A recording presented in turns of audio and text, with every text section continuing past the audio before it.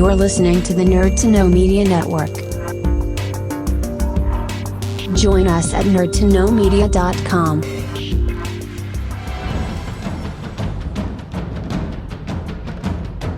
Broadcasting from the Blanchistan Centre, this is Phoenix FM. This is 92.5 Phoenix FM, community radio for Dublin 15.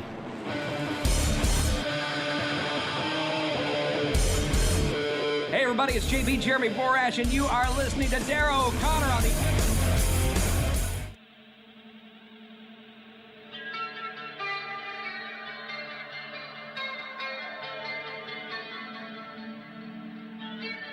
Welcome to the Wrestling Rewind, the only wrestling podcast by fans who don't hate wrestling.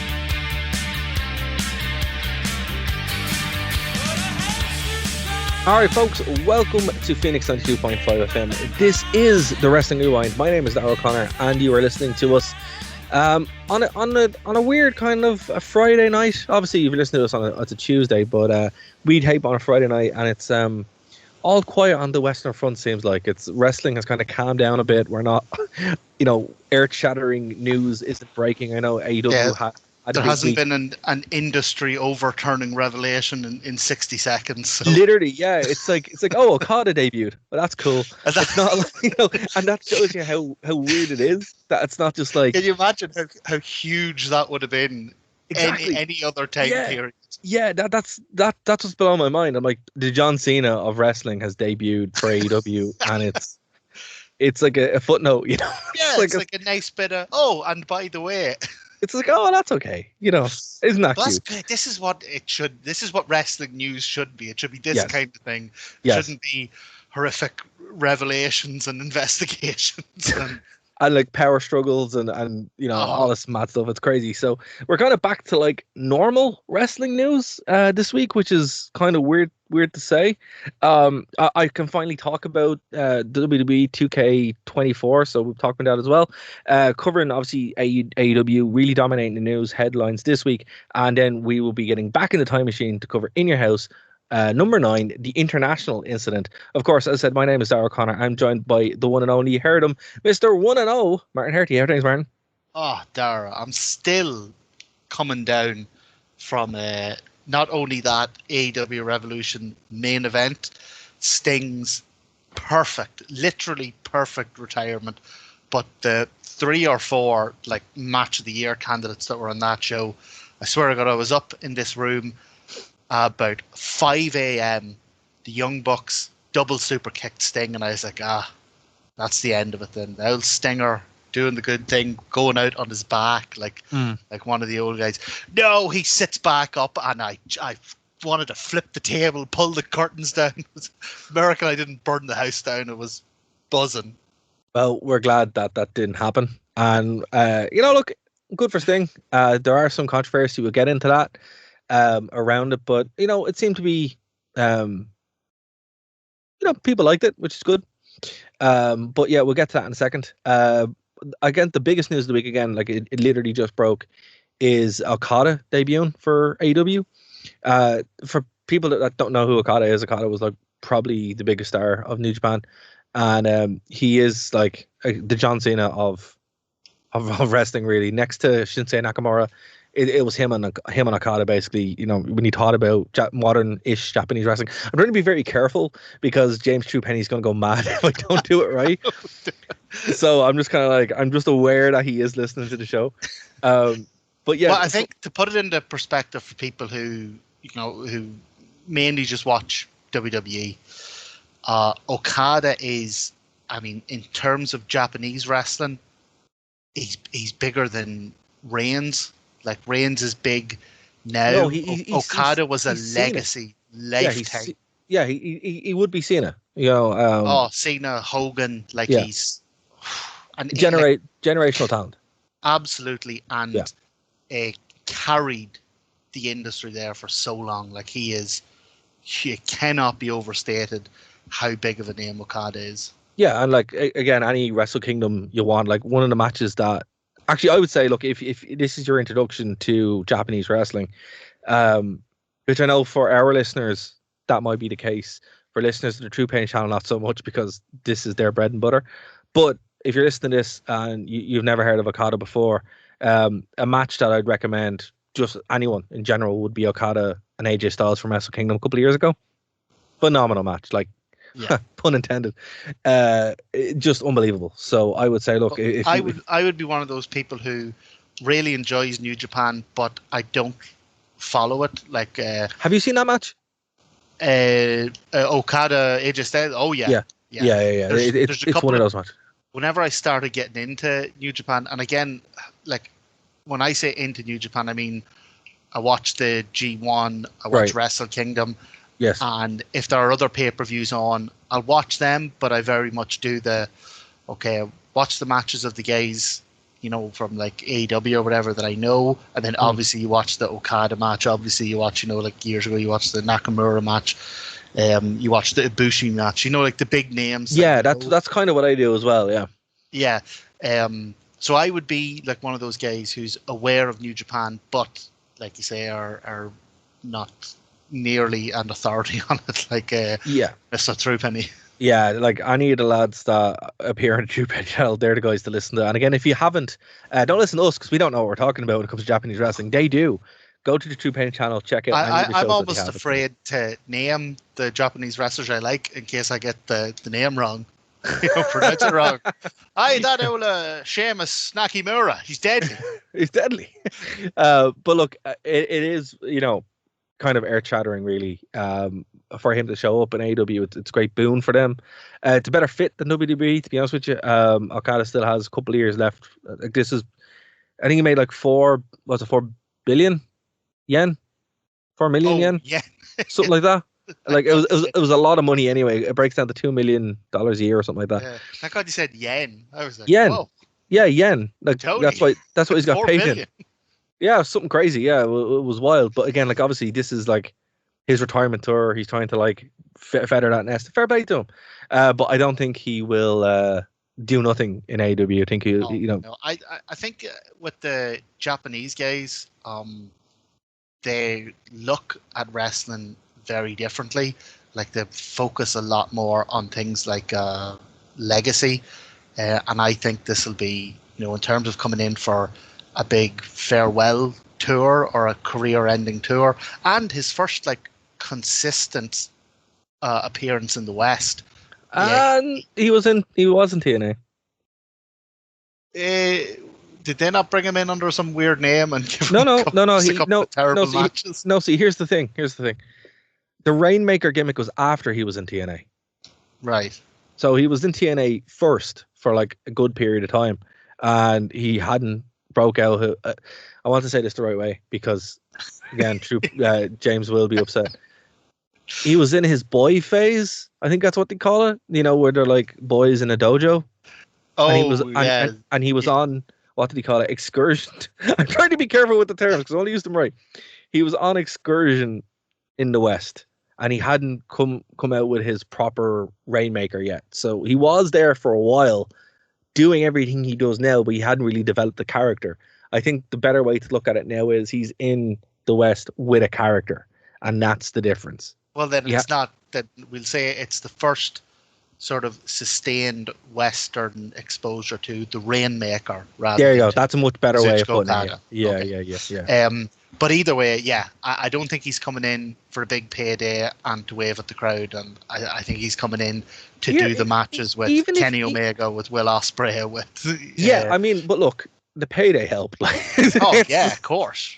But I mean, to be fair to the guy, like, he is uprooting his entire life and moving to a completely different culture, language. Like, yeah, I'd want paid, Yeah, like, look, it makes it long. I'll be honest with you, people are like, he should have been in WWE. I don't really see him being in WWE makes any sense. He probably will eventually. No, eventually. I mean, come on, money's money, right?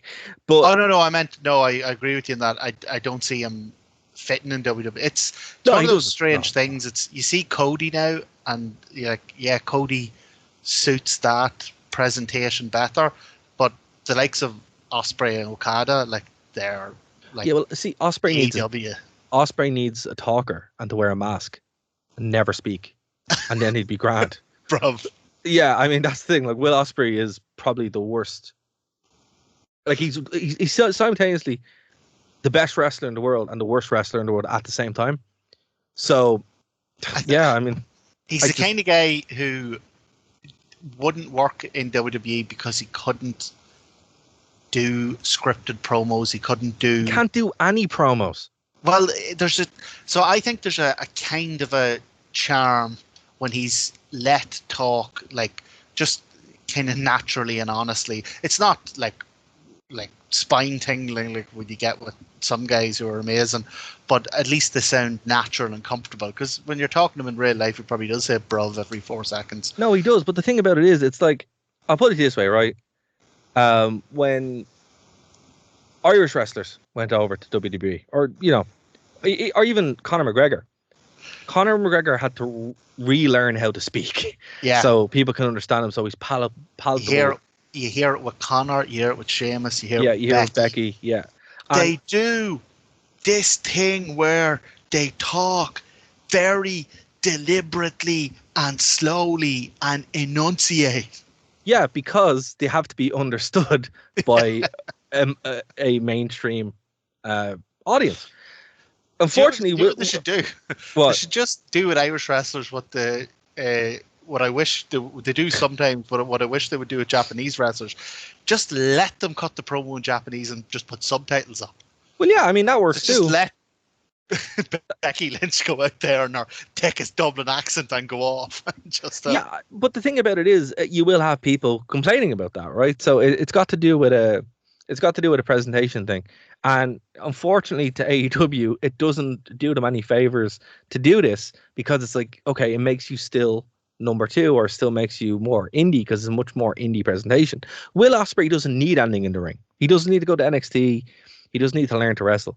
He needs to learn to speak. He needs to learn to be a presentable character for mainstream audiences, right? And again, I don't mean this negatively. I'm just saying from a American standpoint, they need this, right? Like, even look at your man, the Irish fella who was doing commentary in WWE. Terrible, right? Actually horrific, right? I was not a fan of him at all, and he got fired promptly because he just did not fit in. Oh my God, did he? Yeah, he's gone. Yeah, he lasted a couple of months.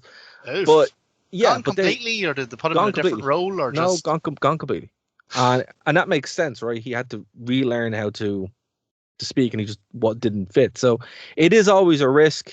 Wrestling is still very American focused, so some guys will struggle. It's great that AEW do the WCW thing where it's not that big of a deal, but it's still something he's underdeveloped in. I mean, Okada doesn't need it because he's Okada. He comes in with this larger than life, like, it's Okada, right? You know what I mean? Yeah. He doesn't need anything like at all. He never needs to cut a promo. It's like, Sting or whatever. It's just they're the names. But with Ospreay, thank you. With Ospreay, it's AJ Styles without AJ Styles. Yeah, and because think about it. I think you'll definitely see that develop and grow while he's in AEW. But like, he's done some amazing promos, like the press conference after the match with the first match with Kenny Omega, where he lost to Omega. Like, his promo at the press conference after that was brilliant, and it wasn't like greatly worded or filled with really cool catchphrases or anything, but it was just really passionate, really genuine. And yeah, but that's enough. But that's not what that will sell to an AEW audience. AEW fans will love it, right? But it still will put them in the pocket where that's where because again, the whole point of having 2 wrestling promotions or 3 wrestling promotions, if you want to include TNA, but you can't really. It's not fair. It's giving them different places to work. Because here's the thing: if I was Will Ospreay, I would be looking at this as like, right, this is my chance to really make a name for myself in the West and really establish myself as like a star that I can take this and make Cody money, right? And look, Okada money. Yeah, Okada money. Yeah, well, whatever, but again, Will Ospreay isn't worth Okada money because he hasn't got that mainstream appeal. He hasn't got that character. He's just someone who does flips really well. And I put it this way, right?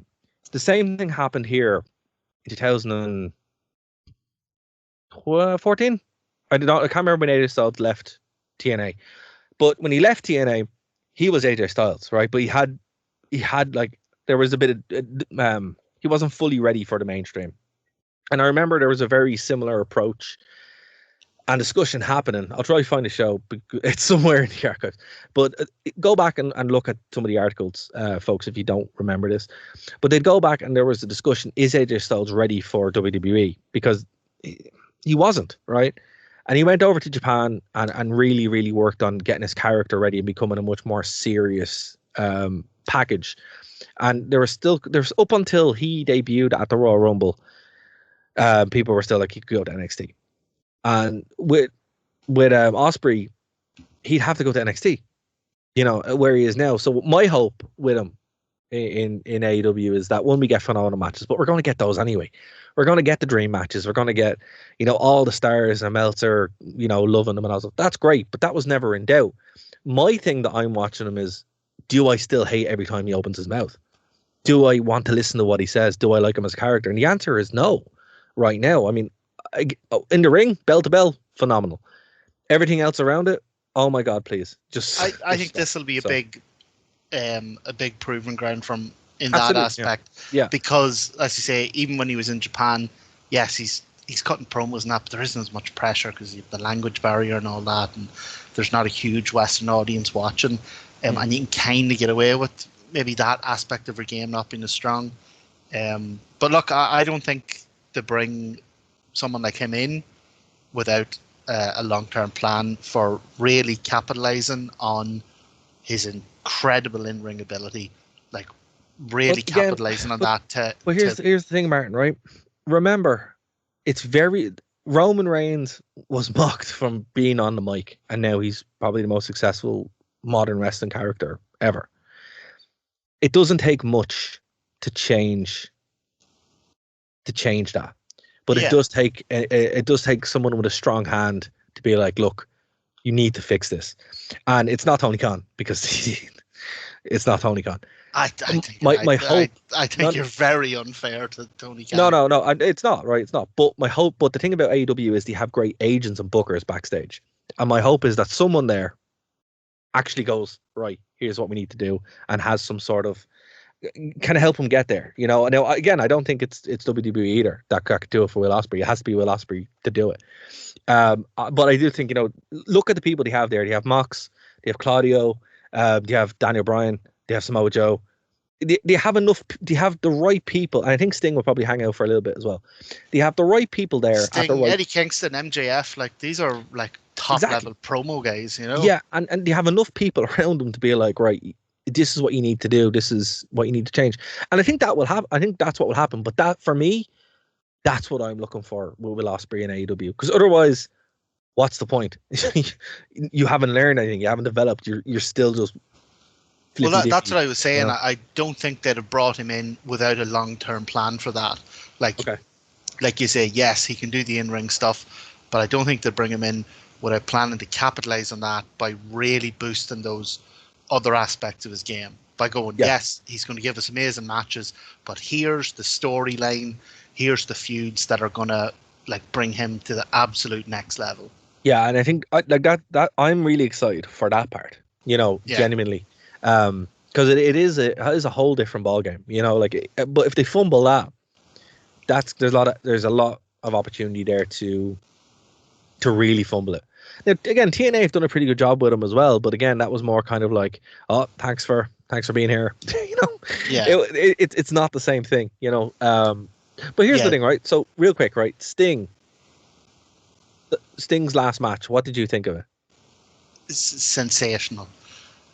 The absolute most perfect way for a legend to go out and cap off what I think is probably, and I don't mean this necessarily in terms of matches or anything, but what I think is probably the most perfect career in wrestling history.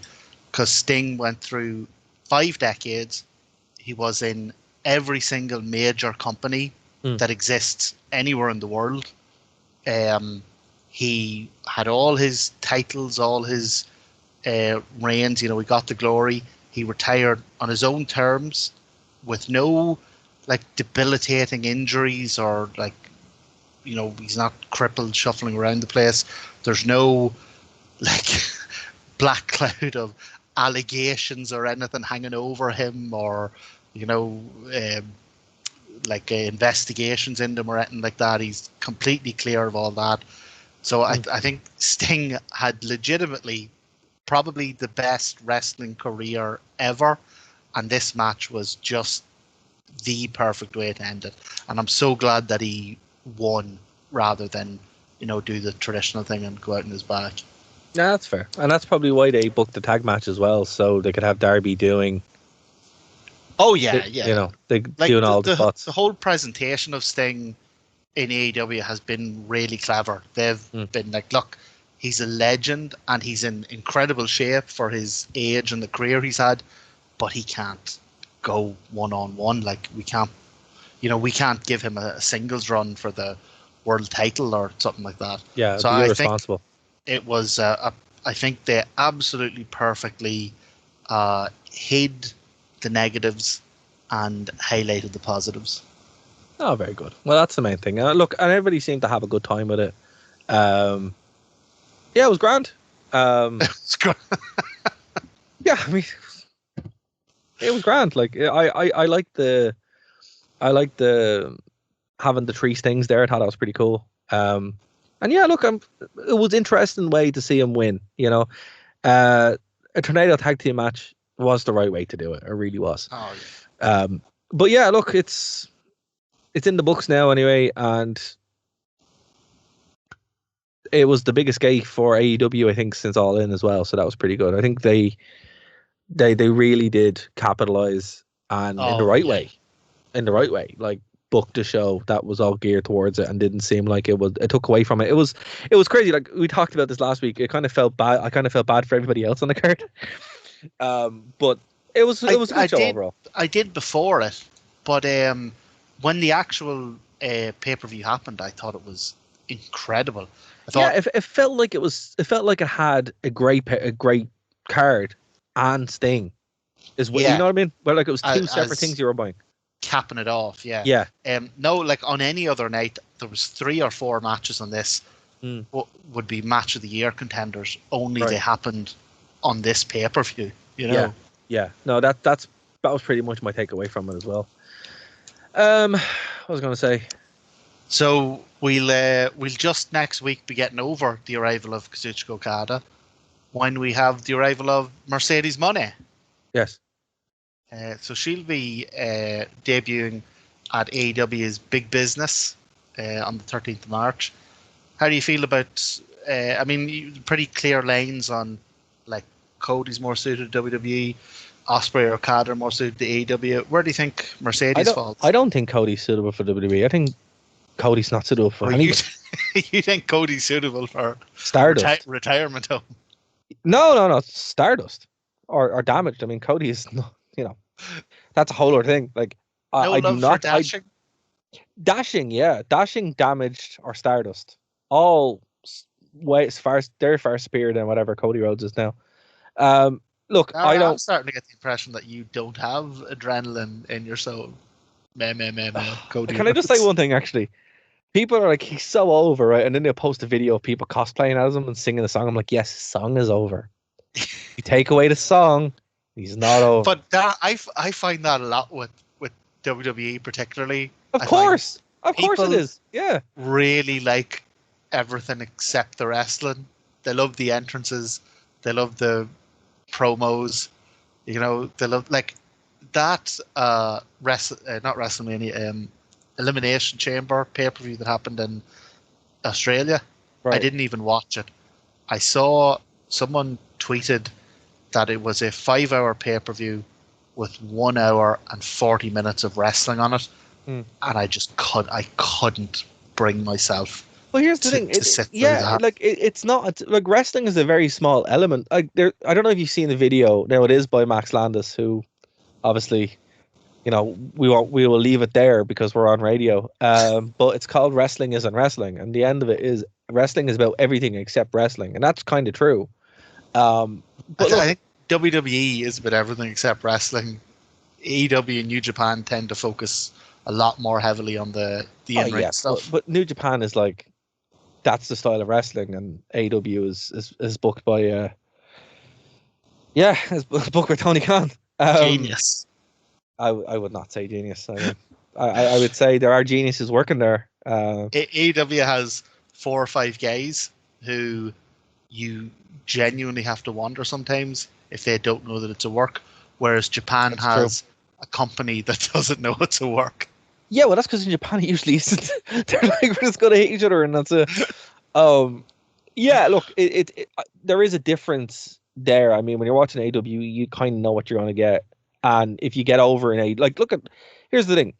To go with Cody Rhodes, when he was in AEW, the fans turned on him very quickly because of what he was doing. And in WWE, it takes a little bit longer for that to happen, but it does happen. Well, Cody got 2 or 3 really good years where he was a top babyface. Yeah. But the whole time he was a top face, like everyone else in the Elite was doing really complex. So, the Bucks were faces and heels, and Hangman was going through this kind of downward self-doubting spiral, and Omega was, he was the kind of the ace of the company, and then he was the belt collector, and Cody just stayed smiling Cody Rhodes the whole way through it. Yeah, exactly. And, I know you have an issue with him, but I mean, take Cody out of it, put anyone else in that position. If you don't change, if you just constantly keep being the same thing, that's going to grate on any group of fans. And that's my point. It's just it happened a lot quicker in AEW than it normally would. Like in WWE, main WWE, I don't know. It just from the way that it is like the fan base. Obviously, they're probably a lot younger and stuff like that. Where it's like it's not that big of a deal for most of them, but it is for like more serious fans or more adult fans. Like look at John Cena. John Cena made a career of just being John Cena. Yeah. I still don't know what his character was all these years later. It was John Cena. He did a vaguely militaristic salute, and then he had a towel. And that was it. Like, I don't know what his character is. And I think like Cody's cashing in on that. But WWE then is not WWE now, right? So if he doesn't change, and I do believe if he doesn't win at WrestleMania, that's kind of it. He's done. Or if he does win the belt, he's done. Like he's finished the story. So we've gotten to that. But I don't know. When you're in AEW, you know what you're watching. When you're watching TNA, you know what you're in. You know what you're in for. When you're watching WWE, I still think with WWE we're in a bit of a change at the moment. It's very hard to put your finger what it actually is, but it definitely is about other things other than just in-ring product, which you are right about. Like again, look at Bray Wyatt. Yeah, one of the worst wrestlers of all time. And it feels wrong saying that because he was so entertaining. But it's so true. Yeah, because he didn't need it. Like here's the thing. I would much rather watch a Bray Wyatt program than a Will Ospreay match. Because at a certain point, I know what I'm going to get with Will Ospreay. But with Bray Wyatt, you never really knew what you were getting. I have to say, though, if he goes in the Hall of Fame, we don't know. Paulie Dangerously is in the Hall of Fame so far. I think they put Bray Wyatt's down. But if he is in it, they need to understand that they literally dropped millions of dollars with Bray Wyatt over and over again. But again, the man was atrocious in the ring. It was awesome until he got in the ring, and then it just collapsed. So was Hogan. So was Warrior. Yeah. So was Undertaker for a big, long... That's true.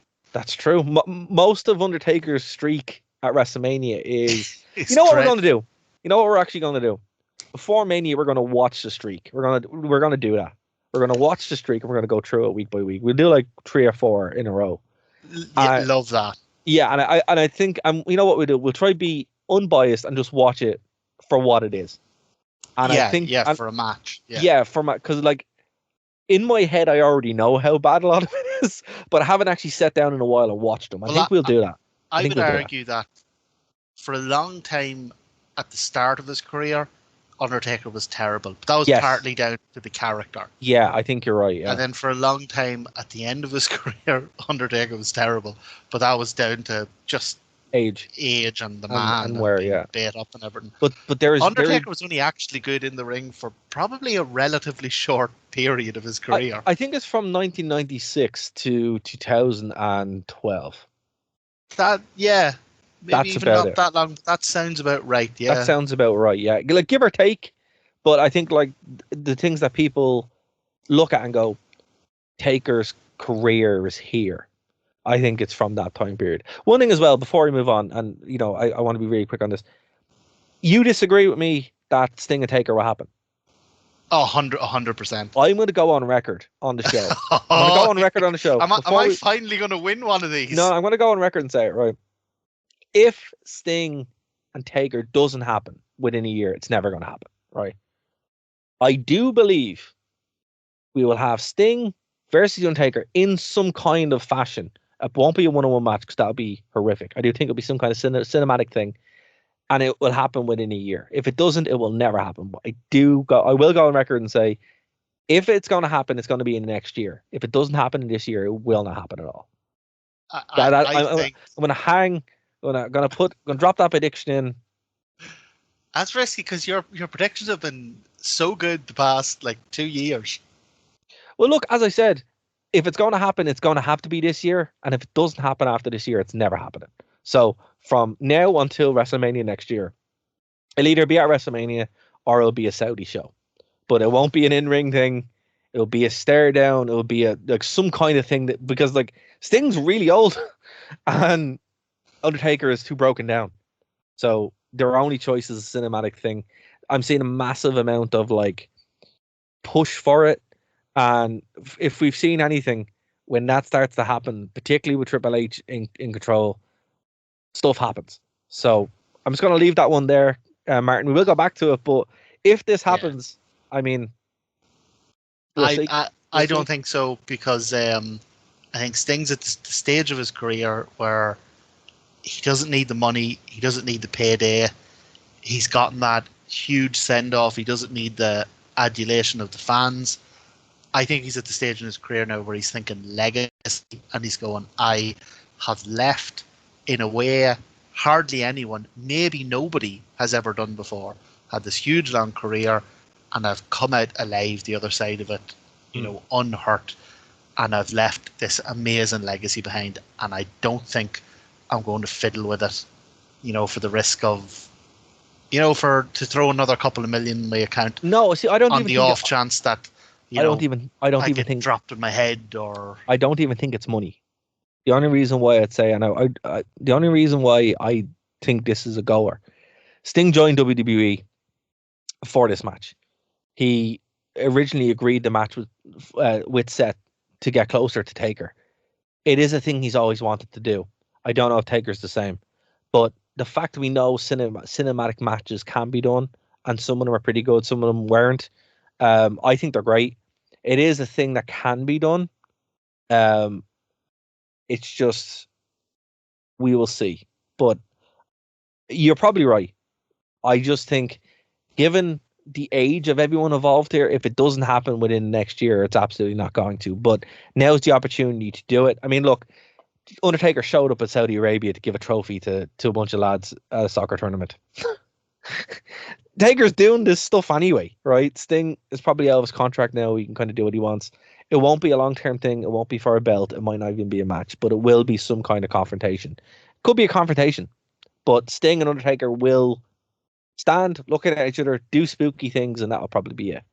But I think that is a very high possibility within a year. After a year, Martin, if it doesn't happen, it's done. We'll see. I don't see it myself. The only prediction I would make is that I think we'll get Sting at All In as just a kind of a maybe like a thank you thing.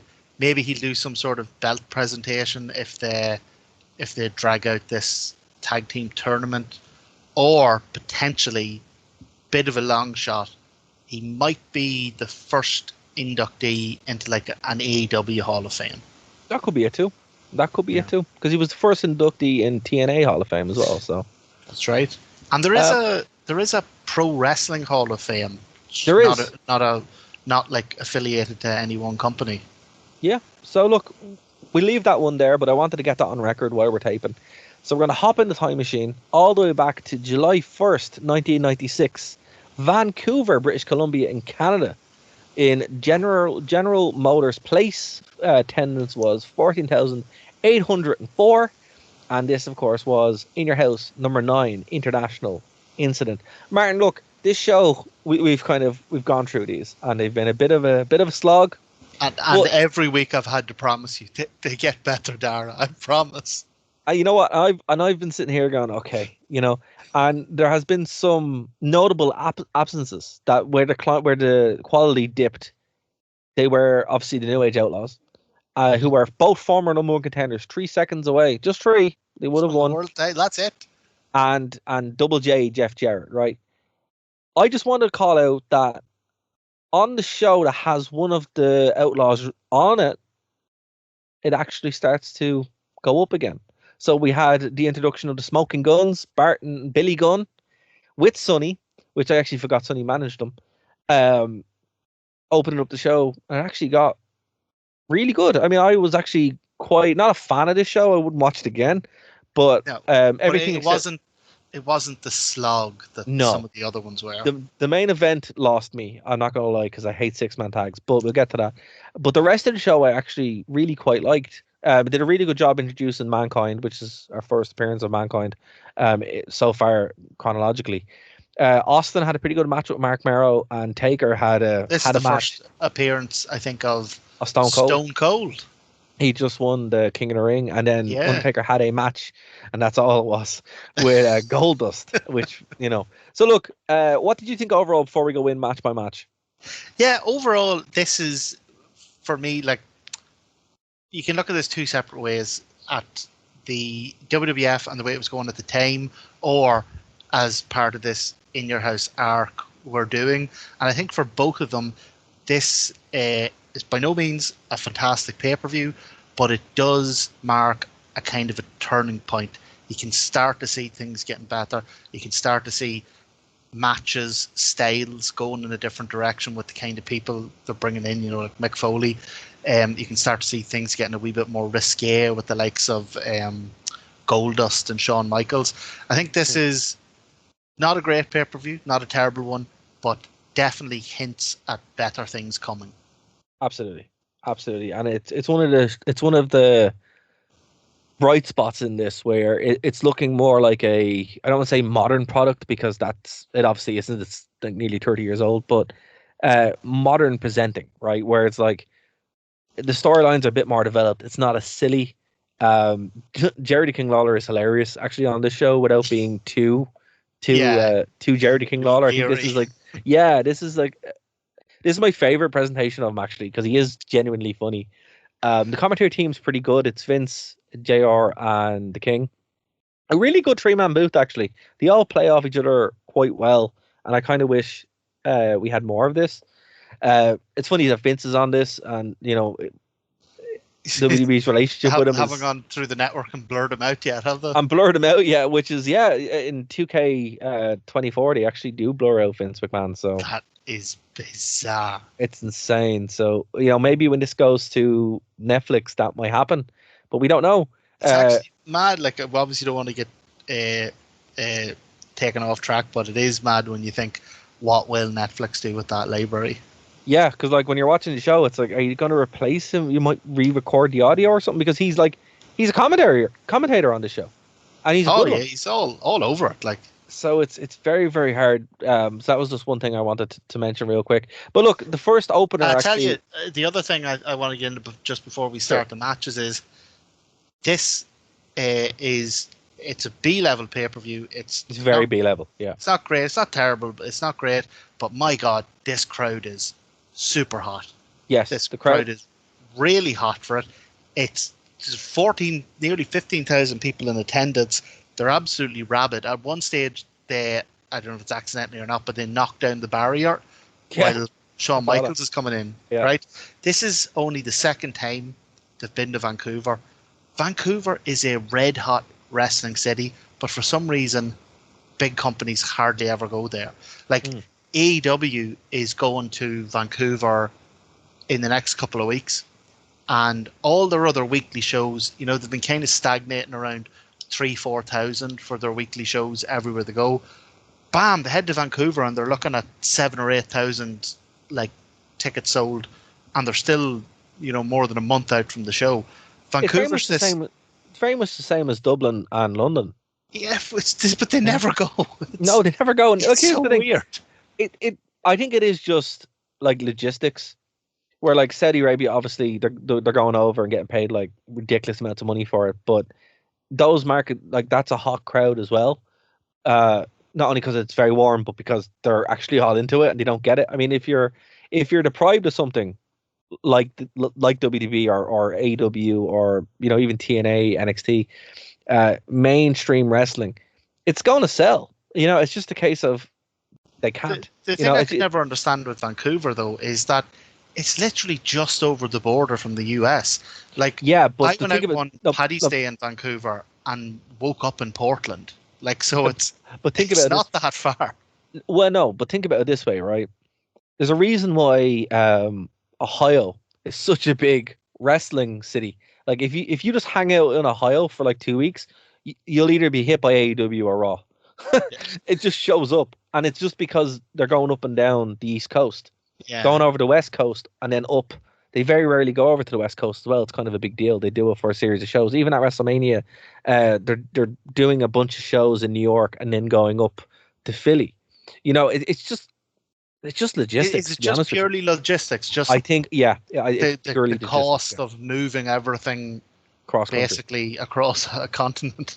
Yeah, that's what it is. Like, to put it in simple terms, I've actually sat with this for a while and thought about this exact thing.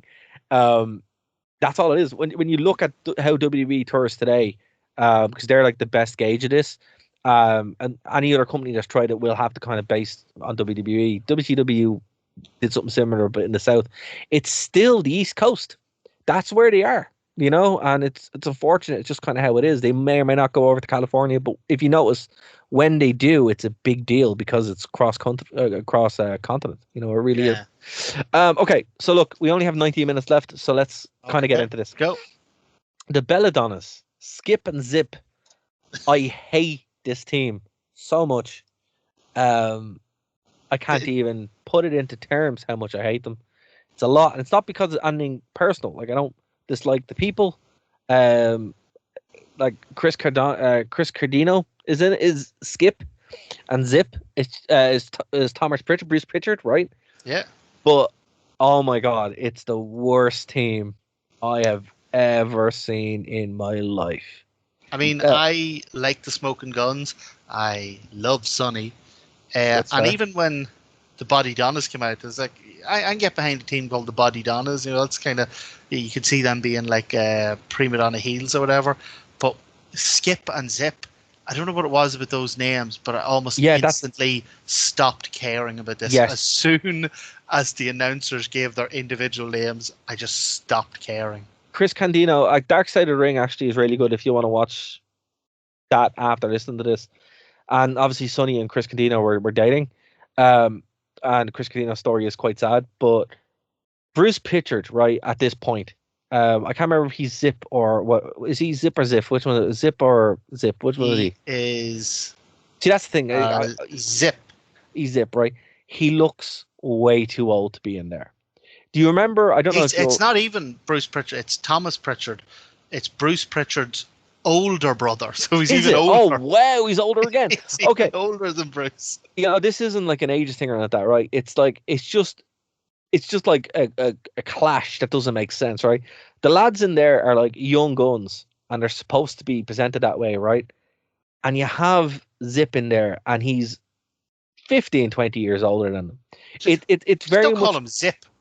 Like, you don't call him Zip. Call it Zippy fella flame. Different names, right? Zip is like a cruiserweight who's like 18 and he's jumping back and forth. This is like, remember when Michael P. Hayes was teaming with the Hardy Boys and he came out dressed as the Hardy Boys? Oh, do you remember that? Yeah. that's what this immediately stunk of. Yeah, what's that? And Okay, and the match itself, I'll be honest with you, the match itself was quite good. Everyone in there is, they're not bad workers. They're all really, really good. It's a terrible gimmick that just dies the minute you hear their names. Skip and Zip. You're like, You'd think someone like Thomas Pritchard would have known that, would have said this gimmick is death. It screams. It doesn't even scream jobber. It screams jobber who doesn't even get an entrance. yes, that's it. It's Just and that's what that's announced in the ring as, and facing him is Zip. Yeah, it's death for them. And again, like, even though they got the win here, they got it in the worst circumstances. It didn't make them look good. It didn't make them look like you take them seriously in any way. The real winners of this match was everybody who watched Sunny. Oh yeah. So that was it. It was a good opener. Again, hindsight's 2020 here.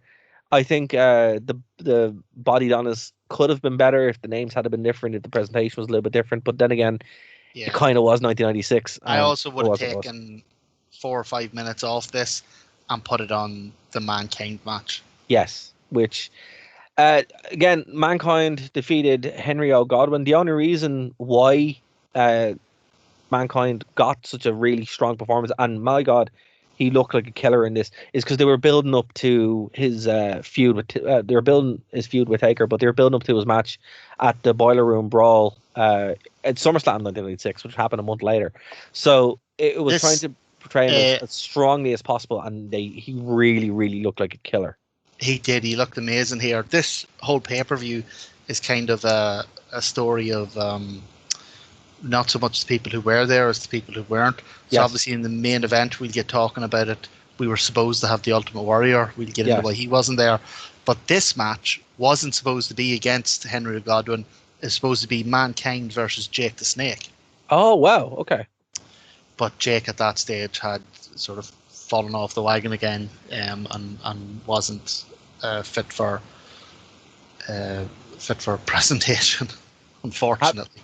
I have to say though, Mankind at this point, this character is so much darker than the Mankind that we know and would one of my know. Absolute favorite versions of Mick Foley. It's so good. Like he's a lot lighter as well. I think he's like 60-70 pounds lighter than he would be in 1999. And man, the way he moves, and obviously he hasn't fallen off the Hell in a Cell a bunch of times and hasn't got his brain rattled by the Rock with 15 chair shots or something like that. So, well, we're going to see it in the next In Your House what he can do. He has one of the best matches of his career in the next In Your House. I can't wait, and it's like this was a great like teaser towards that. The next match is Stone Cold defeating Mark Mero, and here's the thing, right? So this is before Austin's stinger with Owen Hart, so it's a much more ring technician version of Austin, where he can go. Like, Austin obviously made his career as a brawler, but he wasn't always a brawler. He had to transition into that because his neck was mangled. And it was a treat to really see him in there actually being a ring technician.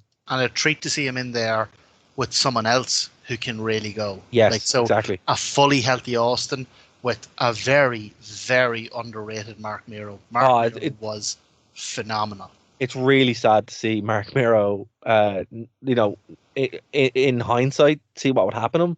But he had all the tools to really, really go for it at this point. Unfortunately, Sable was his manager. People like Sable more, so we know what happened. But can't think of why. Can you think of one or possibly two reasons why? It's a mystery to me. But this match was a sleeper hit, and it really shouldn't be. But definitely, if you're going to watch one match on this card, definitely watch this one. I was going to say the same. I thought this was the match of the night for me. The stunner was weird. I'll be honest with you. The stunner was very lazy, but I think he's still was he still fairly new to using it? Yeah, he'd only started using it. Yeah, like it was only at the last pay-per-view where he'd gotten rid of the $1 Million Man, and at that stage he was using the $1 Million Dream as a finisher. So yeah. But do you know what? I have faith in this young Austin fella. I think he'll get the hang of that stunner. That's it. One of these days. The next match, and we'll use that term very loosely, was The Undertaker versus Goldust. Now, earlier on in the show, we talked about Undertaker not necessarily being the best worker, not necessarily providing the best matches. And this is a case of one of them. Goldust in there is being Goldust. He's a relatively new character. But this really was 12 minutes of faffing about until we got Oh my to God. Mankind. So much faffing. So much faff. Really was. It was just, Goldust not wanting to wrestle Undertaker, standing there, blah, blah, blah. Well, the problem was this was a match between two characters who are all about presentation. Yeah, they're all character about being and- character. That's all it was. And it's fine when you have one guy in there who wrestles and one guy who does the big thing and then, hot dogs for the crowd. But when you have two guys in there whose whole shtick is hot dogging to the crowd, this dragged me. I can't believe it was only 12 minutes. It felt like it was about 20. Yeah, like the thing about it was, it really was just to build to Mankind coming out of the ring. Now, here's the thing, right? If this had been on Raw about 3 years later, it would have been a lot tighter. But they hadn't figured this out yet, so it was 12 minutes of just kind of wasting time. Mankind would come out of the ring and would like attack the Undertaker, but then the lights would go off and the Undertaker would disappear and come back, and attack him and Mankind would have like a brawl to the back, basically. And this, of course, would set up the boiler room brawl. That was pretty cool. It was. That kind of made me really want, even though I know what happens next, that kind of really made me really want to see what happens next. But it kind of just really reinforced their point that The Undertaker has this amazing career in video packages. And that's why I really, really want to watch his streak, and we're actually going to plan that now after the show, because 100% on for that, yeah. I have to, we have to follow this rabbit hole. Give me that giant Gonzalez showdown. So look, we have about 7 minutes left, right? So real quick, the main event. I wasn't a fan of it, but what did you think? It was okay. It was look, it was a bit long for what it was. Look, it's a pay-per-view main event. There was no world title on the line, and it was a multi-man match. And there was no IC belt on the line either. There was no IC belt on the line. And on the heel side, you had three really good wrestlers. Vader and Owen Hart, Bulldog can be carried to a good match. On the babyface side, you had Shawn Michaels, and he was carrying Ahmed Johnson and Psycho Sid. Michaels was in the ring for most of this. Kind of tagged the other guys in to come in, do a big thing, and then go back out. So parts of it dragged a little bit. Sid, as we were talking about earlier, is only there because it's funny. It actually relates to what me and Dara were talking about before the show. He's on about the Comic-Con he's going to. And the only reason Sid was there is because of comic books. No way. Because the Ultimate Warrior had this huge falling out with McMahon and WWF over his Destrucity comic book series. Right. And he wanted WWF to buy something like 2 million copies of his comics and sell them at WWF events. And he wanted that to be part of his contract. So his contract would be he get this huge payoff, but they'd also buy, 2 million copies of his comic. And it got to the stage where Vince was just like, no, I can't. No. That's an interesting. I have to say, look, wrestling is so weird. And that's one of the more interesting but weird things that can only happen in wrestling. Buy my comic book. No, okay. No, not buy my comic book. Buy my comic book 2 million times. Or else I won't wrestle, which is what you actually want me here. Weird. So they brought Psycho Sid back in, who had previously been let go. And look, like you say, it was a multi-man. Do you know what? It kind of typified this whole pay-per-view. This whole pay-per-view would have been a really interesting episode of Raw. It would have been. That's really what it felt like, yeah. Yeah, but as a pay-per-view, I would have felt a bit let down as a fan. You know what, though? If I'd shelled out for this. You know what, though, right? If you were in Vancouver, you probably would have loved it, though. Oh, yeah. And again, like, this was what we said. It's like a cheap way to, before they did 2 shows or whatever, it was a cheap way to kind of raise some revenue, provide bring their house show on the road. And I think, it kind of hit me. That's what these were up until probably the next one. And then it kind of developed into a more modern pay-per-view. These were house shows. That's what these were. These are house shows that they put on pay-per-view. Yeah. Oh, the other thing I'd say is, like, say what you will about Psycho Sid, man, that jackknife powerbomb is terrifying. It is. It's like, it's as good as Nash's. It legitimately looks terrifying. Oh, look, I mean, if nothing else, that's a good thing to take away from it. So look, I would say if you're looking for something to watch, definitely watch the Austin match. What about you? Yeah, I'd say the Austin match. The Mankind match it's only 6 minutes long. Yeah, it's pretty good. And it's not for Henry O'God when you're watching it, but it's really cool seeing this very, very early iteration of the Mankind character. And even then, Foley is taking these nuts bumps. Like, he's a B-level pay-per-view show with Henry O'Godwin, and he takes a flat back from the ring to outside. He's a lunatic. I can't wait to see the Boiler Room Brawl match, and I'm also looking forward to seeing the Shawn Michaels match. It's going to be really good. But look, Martin, we do have to leave it there. Is there anything you want to plug before we finish up for the week?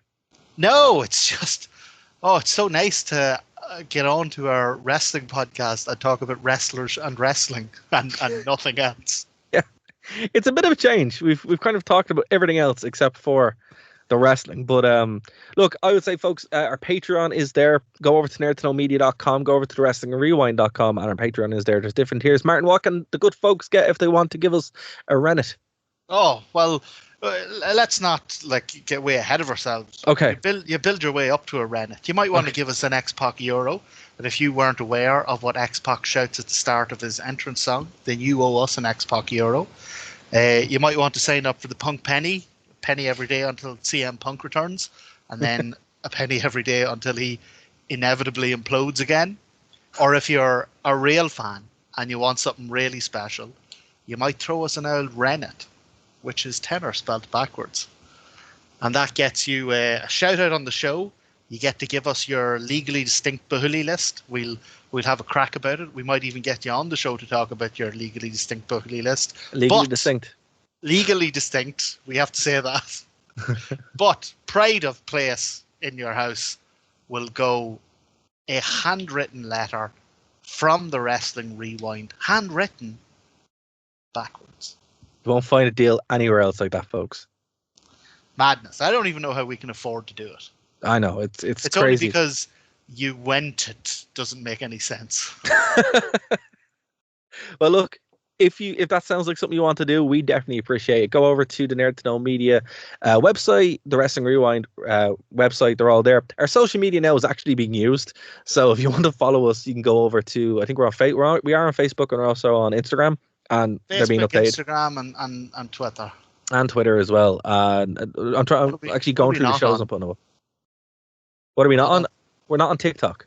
We're not on TikTok, Bebo, MySpace, all these other places. But here's the thing. Here's the thing. If you go to thewrestlingrewind.com, it's a link tree. So all the places where we are linked there. So that's the best way to reach us as well. Folks, we'll be back next week. Again, our social media is going to be how we're going to update you. We're going to kind of plan out when we're doing this Undertaker thing.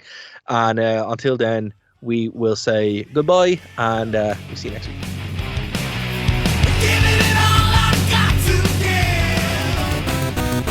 Thank you for listening to a Nerd to Know Media production.